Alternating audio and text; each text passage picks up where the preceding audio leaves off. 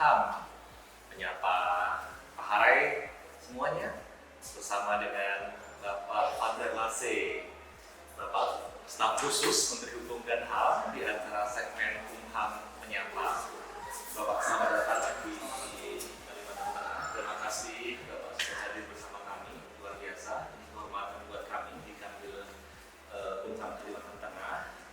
Bapak bersedia memberikan banyak pencerahan di Kanwil dan juga UPT dan juga masyarakat yang ada di Kalimantan Tengah. Bapak, ini kali ini Bapak yang biasanya jadi host di Fadler Lase. Saya tahu nih Bapak punya podcast Fadler Falstock. Dia jadi host. Nah kali ini beliau jadi narasumber kita. Oke, nanti biar kita saling ini Pak ya. Kita perkenalkan juga dengan Pak Haris Samandaya ini, kemudian bisa lebih luas lagi perkenalan tentang Bapak di Kalimantan Tengah. Nah, terkait dengan Kalimantan Tengah Bapak ya, di Kalimantan Tengah ini kita punya potensi yang luar biasa sebenarnya. Ada potensi intelektual yang personal maupun komunal. Kalau yang komunal ini kita sudah punya indikasi geografis, ada yang namanya beras siapita, kesanggit. Kalau kekayaan intelektual komunal, kita punya ada banyak ekspresi budaya tradisional, ada banyak pengetahuan tradisional, bahkan kemudian sudah dikonversi dalam kekayaan intelektual yang semuanya personal dalam bentuk misalnya ada merek tertentu. Nah, Bapak mungkin bisa memberikan semacam saran untuk mempercepat prosesnya agar pemajuan kekayaan intelektual di Kalimantan Tengah ini bisa lebih cepat lagi speednya gitu Bapak, terkait dengan potensi yang sudah ada dan harus bagaimana kita melakukannya. Baik, terima kasih Pak Afwan. Kekayaan intelektual ini luar biasa sebenarnya kalau bisa kita elaborasi dan kita kapitalisasi dengan baik Pak Afwan. Jadi peran serta dari pemerintah daerah itu penting sekali untuk bisa menggali potensi-potensi kekayaan intelektual di Kalimantan Tengah. Oleh karena itu, peran pemerintah daerah seperti apa? Pemerintah daerah perlu melihat bahwa peluang ini difasilitasi dengan membentuk sebuah peraturan daerah. Peraturan daerah yang terkait kekayaan intelektual. Dalam peraturan daerah itu bisa mengatur bagaimana peran serta pemerintah daerah untuk bisa menginventarisasi potensi-potensi kekayaan intelektual yang ada di daerah. Apakah itu merek, paten, indikasi geografis, dan yang lain-lain. Nah, kemudian diatur juga peran serta stakeholder yang lain, misalkan Bank Pembangunan Daerah, untuk bisa berkontribusi membantu UMKM dalam mendaftarkan kekayaan intelektual. Mungkin juga bisa diatur bagaimana perusahaan-perusahaan mengalokasikan CSR-nya untuk bisa membantu UMKM mendaftarkan kekayaan intelektual. Bila kita sudah mengatur regulasi ini, tentu ada tanggung jawab pemerintah di sana untuk bisa menjaga potensi kekayaan intelektual yang sangat banyak. Dan dengan sendirinya juga ada pihak yang bertanggung jawab melakukan penyuluhan kepada masyarakat. Nah, kita tidak boleh hanya menunggu saja masyarakat mendaftarkan, tetapi dengan peraturan ini kita menjemput bola. Kita mengajak masyarakat kekayaan ini bisa dijadikan potensi kekayaan intelektual dan mari daftarkan. Ini ada beberapa poin yang Bapak sampaikan. Pertama, untuk peran pemerintah daerah. Betul. Dalam rangka untuk memberikan perhatian lebih besar agar bisa berkembang lebih jauh.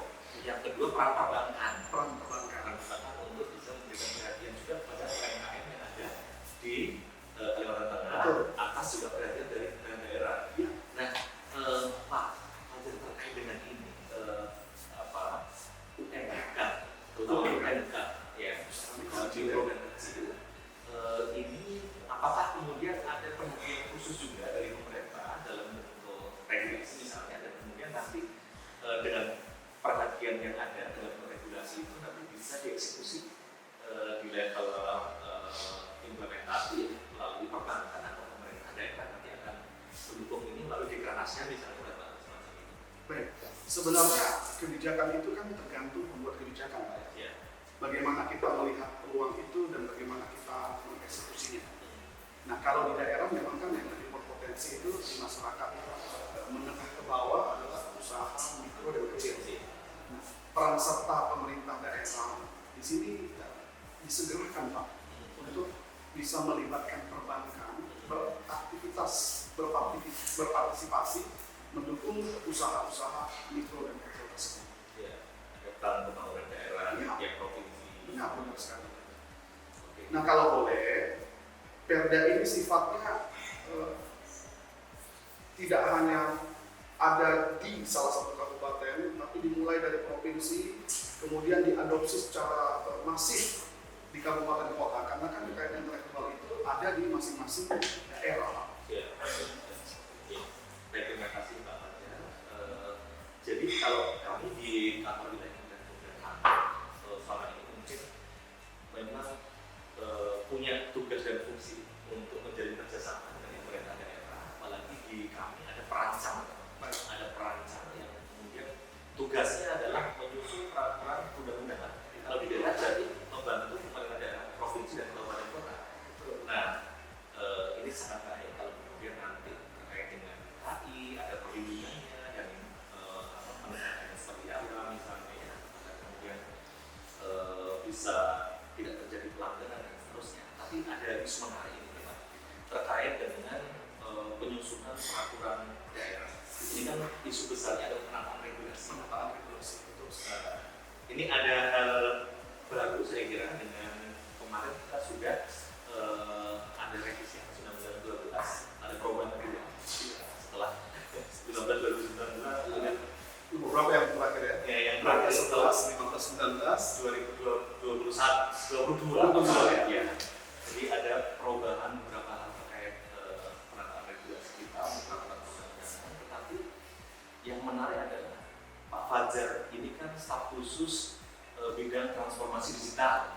Nah, saya kira menarik untuk kemudian kita juga memikirkan mungkin tidak setiap proses dalam alur penyusunan peraturan perundang-undangan itu digitalisasi. Karena selama ini memang seperti ini hanya ketika kita menginformasikan melalui web DJIP atau RI2 itu misalnya yang berkaitan dengan peraturan perundang-undangan yang sudah ada. Tapi bisa tidak prosesnya mulai dari perencanaan pembahasannya itu bisa digital. Baik, ini suatu pertanyaan yang sangat menarik sekali. Pada prinsipnya sebenarnya kita sudah dipaksa oleh kondisi pandemi untuk melakukan segala sesuatunya dengan digital. Ya.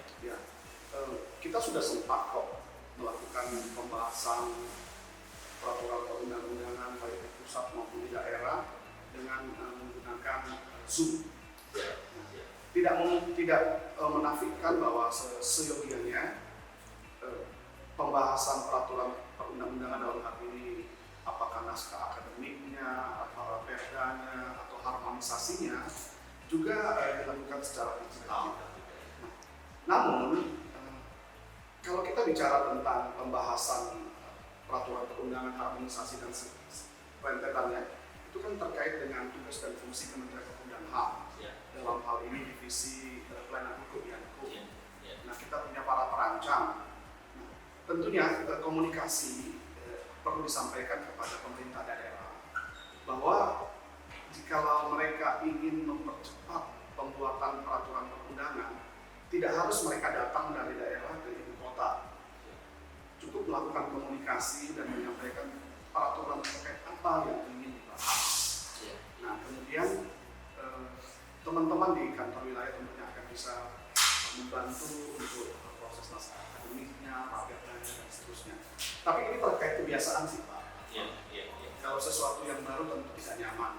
Nah, kemudian yang kedua, jaringan internet juga bisa menjadi kendala. Ya, kadang mungkin terputus dan tidak nyaman. Tapi ada faktor ketiga ya Pak. Nah, faktor ketiga ini kecenderungan bahwa rasanya kalau pembahasan itu virtual dan kita tidak pergi ke ibu kota negara, tidak afdol. Ada sentuhan emosional. Yang hilang di sana. Nah, di samping itu juga begini Pak, biasanya di kementerian lembaga dan pemerintah daerah itu kan ada penyerapan anggaran ya Pak. Kalau virtual nanti anggaran yang terserap tentu akan sedikit Pak. Hal-hal ini yang perlu kita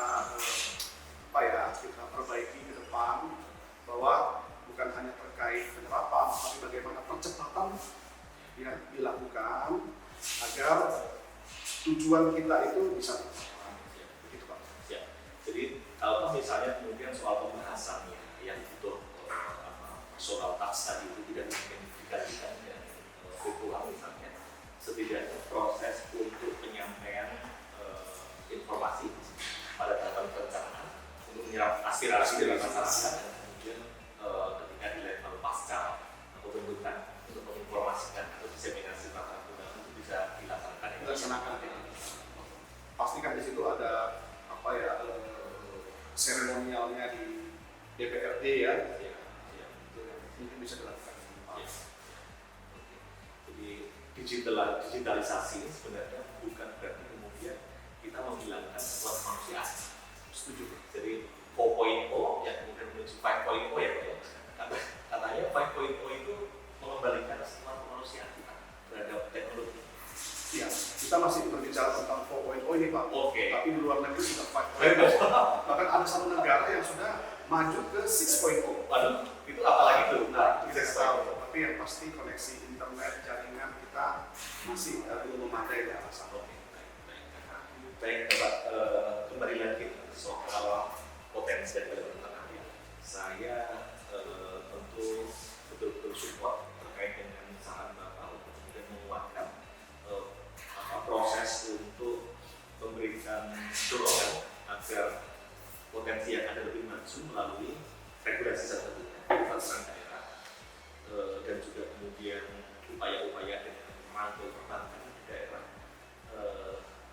Tetapi apakah ada elemen lain yang mungkin bisa kita rangkul dari civil society, dari tentu kalau kemudian kita lihat di Kalimantan Tengah ini masyarakat adatnya juga cukup kuat. Jadi di sini masyarakat adat Dayak terutama berdampingan dengan masyarakat yang lainnya, ada dari suku Banda, ada dari suku Jawa dan lain-lain, tapi semua berdampingan, semuanya punya potensi dan semuanya punya semacam hukum adat, tetapi yang diselaraskan atau selaras dengan nasional kita. Nah, mungkin potensi ini bagaimana caranya agar kemudian bisa juga beriringan membesarkan potensi yang ada ini menjadi lebih maju dan bermanfaat bagi masyarakat luas. Ini sangat menarik. Sebenarnya kalau memang keunikan daerah, kearifan lokal daerah itu cukup kuat, kita bisa memastikan mereka turut berpartisipasi di dalam proses pembentukan peraturan daerah tersebut. Karena tentunya kehadiran mereka, kehadiran para masyarakat adat itu akan menumbuhkan kepercayaan masyarakat tentang potensi yang harus mereka daftarkan kalau memang ingin didaftarkan, atau jangan-jangan nanti masyarakat adat itu yang justru mendorong masyarakat untuk bersama-sama bersinergi dengan pemerintah mendaftarkan potensi-potensi kekayaan yang ada di budaya adat setempat. Dan jalan-jalan dari instrumen adat yang ada, dari lembaga adat yang ada, malah justru bisa membantu penyadaran hukum seperti itu, termasuk melalui mekanisme informal justice ya Pak.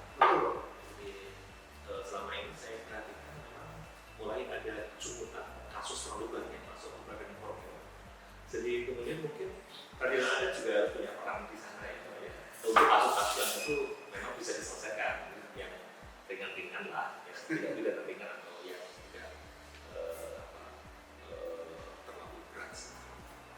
Bapak kira-kira bagaimana pandangannya tentang lembaga adat yang bisa kemudian menyelesaikan sengketa adat gitu, yang ada di Kalimantan Tengah ini?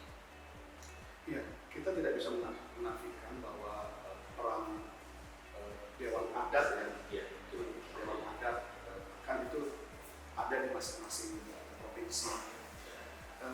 Mereka memang cukup didengar oleh masyarakat, tetapi tetap kembalikan kepada hukum positif kita. Kita perlu menyampaikan kepada mereka bahwa pada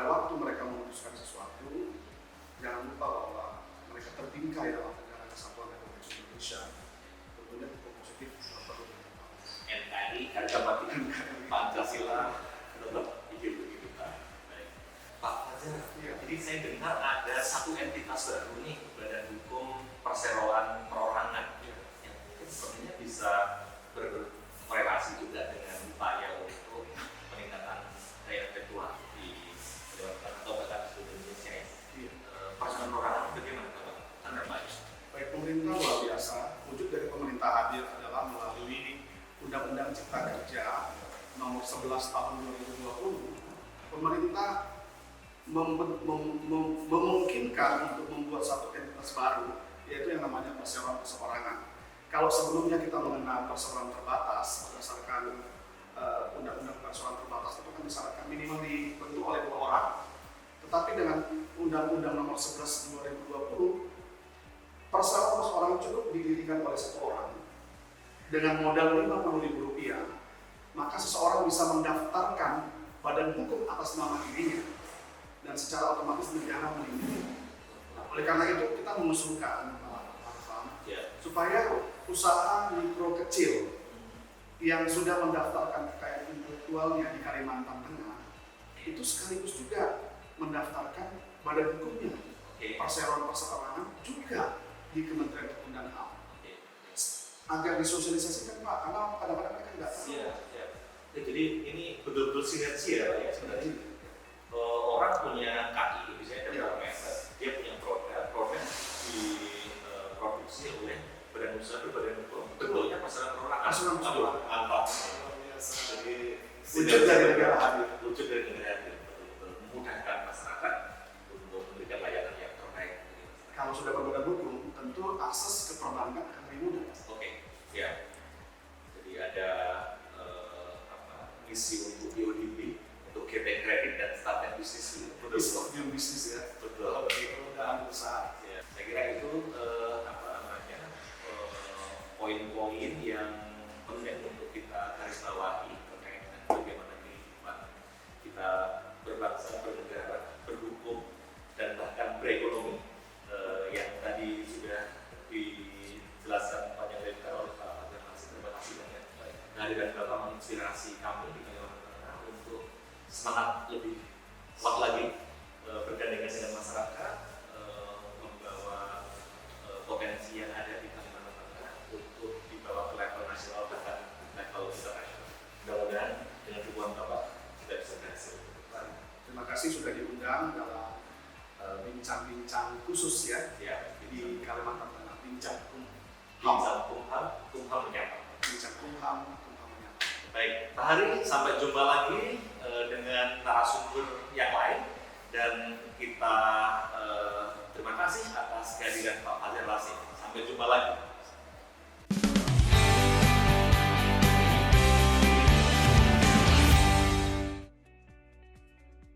Assalamualaikum warahmatullahi wabarakatuh.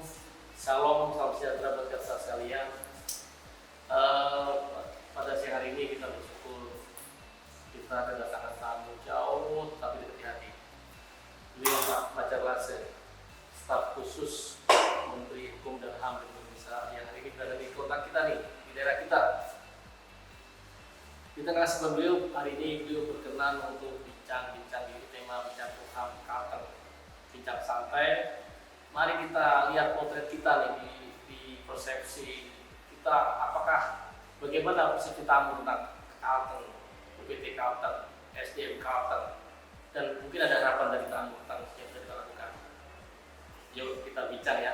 Kita perkenalkan dulu tamu kita lah, saya ulang lagi tamu kita lah Bapak Fajar Masih. Latar belakang beliau pendidikannya MSI, Master Surveying. Jadi teman-teman harus ini contoh nih beliau. Latar belakang segala teknik, menguasai segala bidang dan sekarang menjadi motivator kita semua. Baik Bapak, ini waktu kita. Terima kasih waktunya. Tentunya sudah lama perjalanan dari Jakarta sampai Kalteng. Inilah waktu kita. Silakan Bapak, kita perkenalan dulu. Silakan. Halo, bincang Kumham dalam nggak apa-apa nanti ya. Dalam segmen Kumham menyapa. Halo, bincang Kumham dalam segmen Kumham menyapa. Nama saya Fajar Masih, staf khusus Menteri Hukum dan HAM bidang transformasi digital.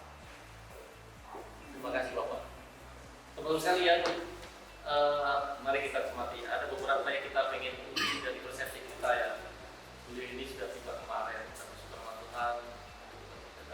Saya ingin bertanya ke Bapak.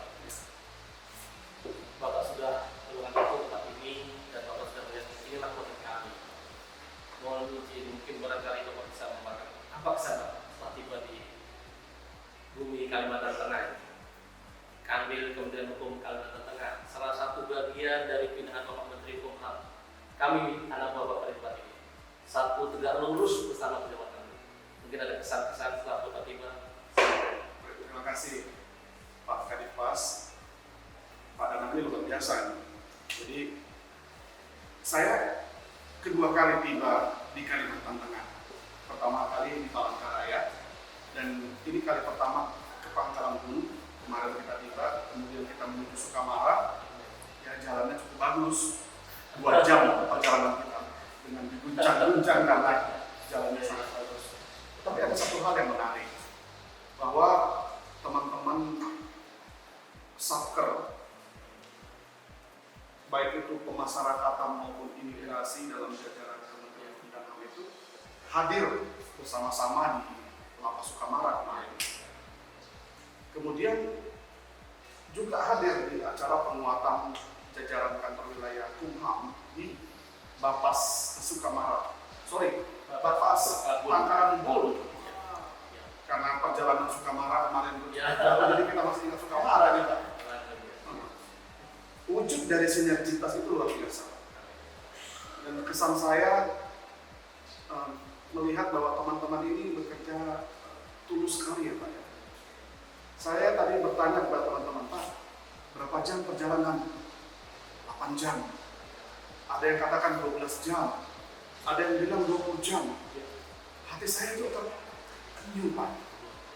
Wah, kawan-kawan ini cinta kepada institusinya, kemudian semangat bekerjanya luar biasa.